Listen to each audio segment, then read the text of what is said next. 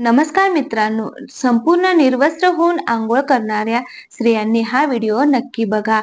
मित्रांनो, जेव्हा देवी मातेने पाहिले की सर्व लोक गंगेत स्नान करत आहेत आणि हर हर गंगे म्हणत आहेत, परंतु प्रत्येक जण दुखी आणि अस्वस्थ होता, तेव्हा लक्ष्मी मातेने भगवान विष्णूंना आश्चर्याने विचारले, इतक्या वेळा गंगेत स्नान करूनही त्यांची पापे आणि दुःखे का नष्ट होत नाहीत? आता गंगेत तथ्य राहिले नाही का?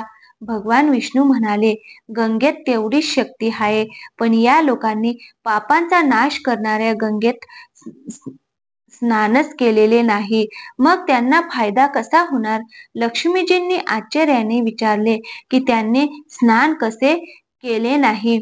आंघोळ करून सगळे जात आहेत, त्यांचे शरीरही अजून कोरडे झालेले नाही. भगवान विष्णू म्हणाले, हे लोक फक्त पाण्यात डुबकी मारून येत आहेत. मी उद्या त्याचे रहस्य सांगेन. दुसऱ्या दिवशी जोरदार पाऊस सुरू झाला. रस्ते चिखलाने भरले होते. एका चौकात खोल खड्डा होता. आजूबाजूला चिखल होता आणि भगवान विष्णूंनी लीलेतून म्हाताऱ्याचे रूप धारण केले आणि त्या खड्ड्यात जाऊन पडले. जणू काही माणूस चालत असताना खड्ड्यात पडला आणि प्रयत्न करूनही बाहेर पडू शकला नाही.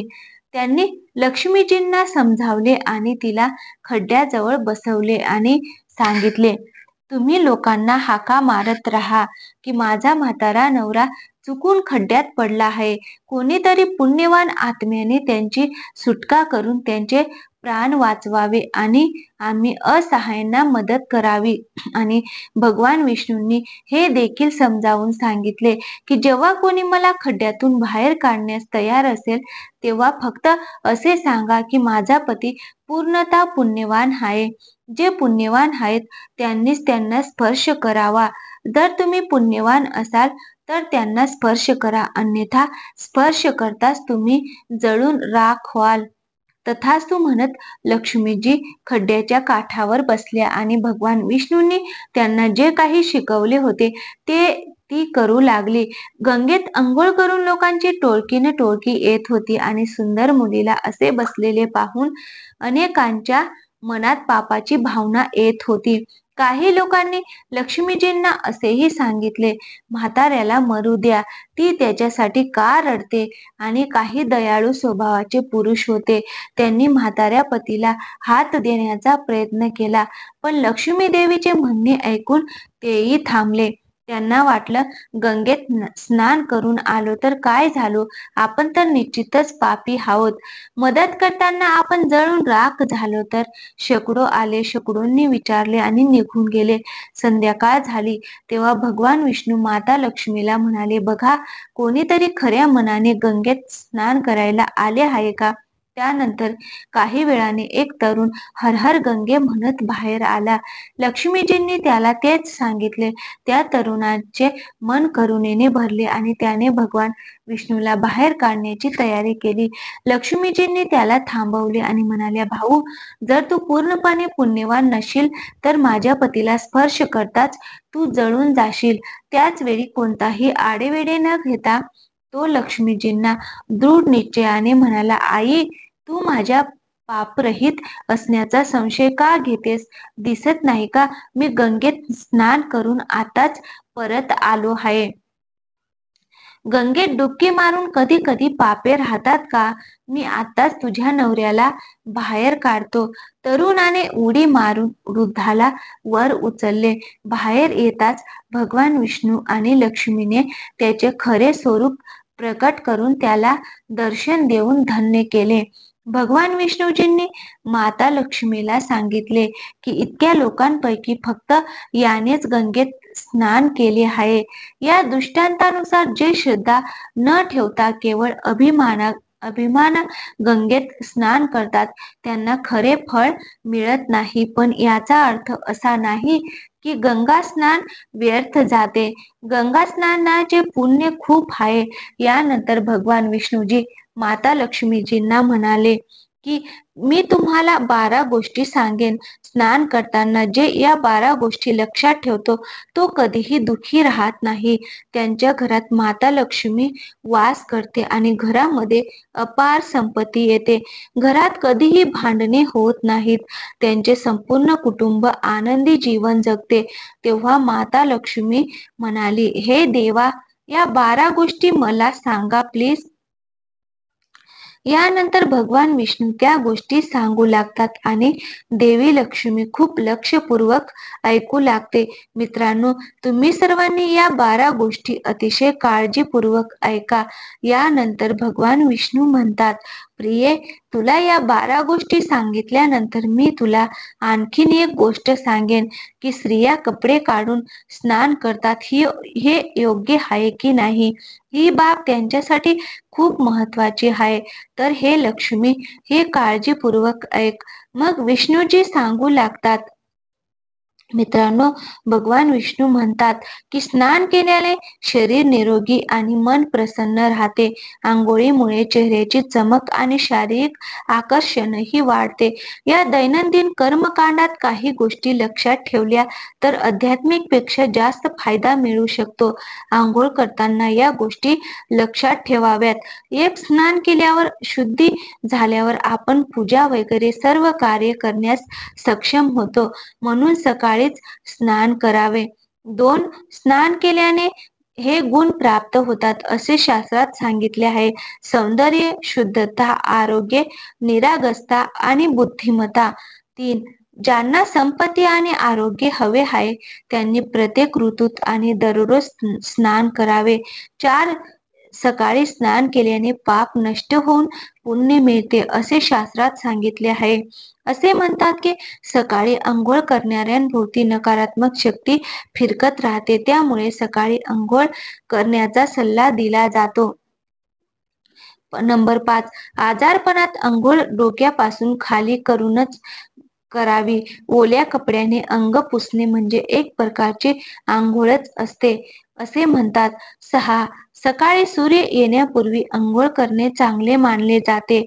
नंबर 7, अंगावर तेल आणि मलमल लावून नदीत अंघोळ करण्यास मनाई आहे. त्याऐवजी नदीतून बाहेर पडून तीरावर शरीर स्वच्छ करणे आणि नंतर नदीत डुबकी मारण्याचा सल्ला दिला जातो. नंबर 8, घाटावरील पाणी ज्या ठिकाणी कपडे धुतात ते अशुद्ध मानले जाते. त्यामुळे तिथून काही अंतरावर स्नान करावे. नंबर 9, नदीत 11 किंवा 21 डुबकी घेणे चांगले आहे असे म्हणतात.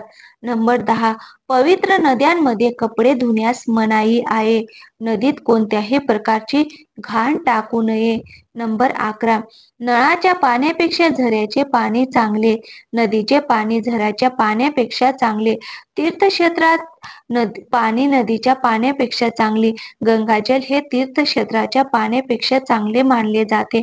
नंबर 12, गंगा माता म्हणते की स्नान करताना कोणालाही माझी आठवण येईल तिथे मी असेन.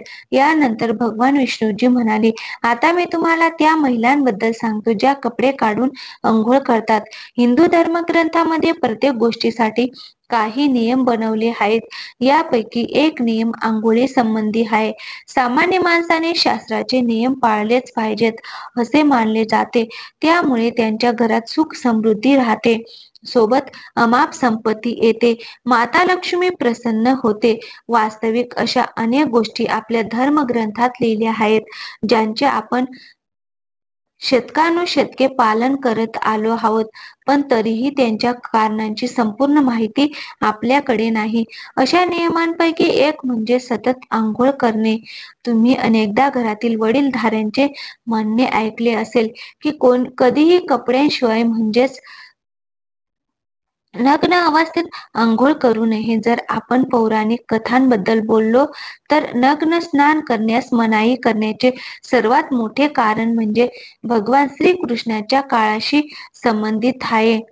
पौराणिक कथेनुसार एकदा गोपिका सरोवरात स्नान करत असताना त्या नग्न होत्या. तेव्हा बालकृष्णाने गोपींची सर्व वस्त्रे लपवून ठेवली. त्यावेळी जेव्हा भगवान श्रीकृष्णांनी त्यांची वस्त्रे लपविली आणि गोपींनी त्यांची वस्त्रे परत घेण्याची प्रार्थना केली, तेव्हा कृष्णाजींनी त्यांना समजावले की कपडे घातल्याशिवाय कुठेही स्नान करू नये.